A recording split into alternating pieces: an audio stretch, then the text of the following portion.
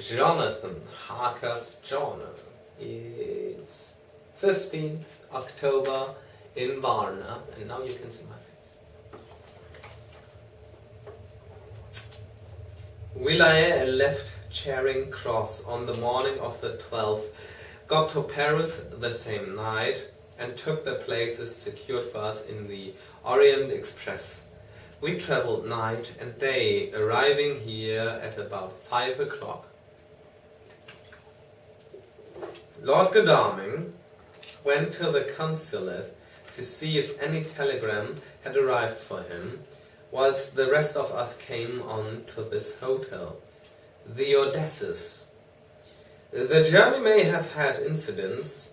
I was, however, too eager to get on to care of them. Until the Jarina Katarine comes into port, there will be no interest for me in anything in the wide world. Thank God, Mina is well and looks to be getting stronger. Her color is coming back.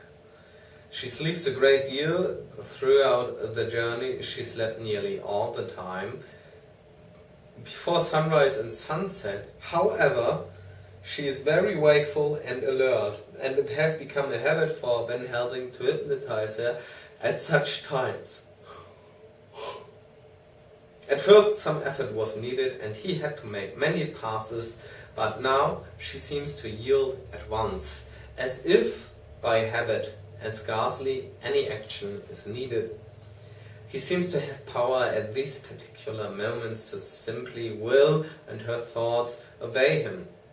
He always asks her what she can see and hear. She answers to the first, "Nothing, all is dark."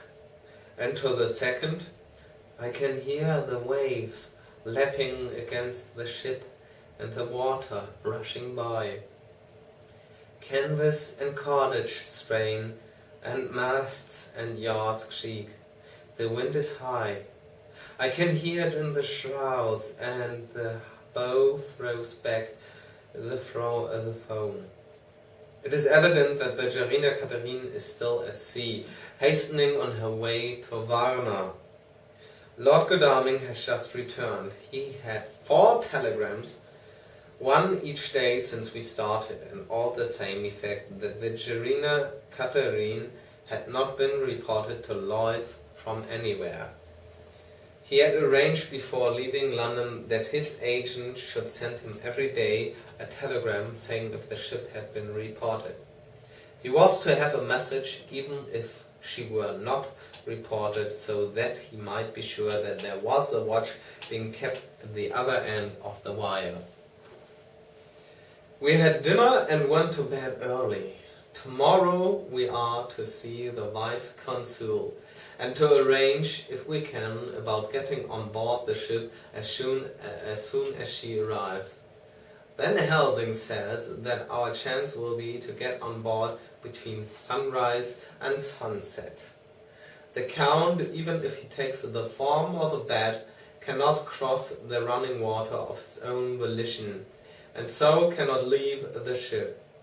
As he dare not change to man's form without suspicion, which he evidently wishes to avoid, he must remain in the box.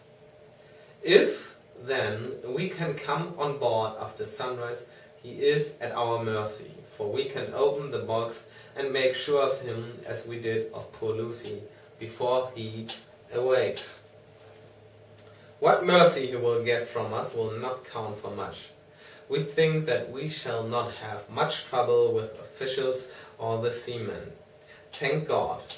This is the country where bribery can do anything, and we are well supplied with money. We have only to make sure that the ship cannot come into port between sunset and sunrise without our being warned, and we shall be safe. Judge Moneybag will settle this case, I think. 16th October.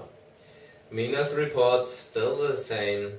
Lapping waves and rushing water, darkness and favoring winds.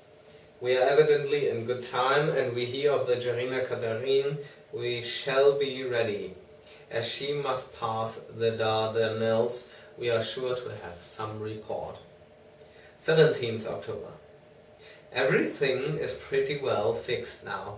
I think, to welcome the Count on his return from his tour, Godalming told the shippers that he fancied that the box sent aboard might contain something stolen from a friend of his, and got a half consent that he might open it at his own risk.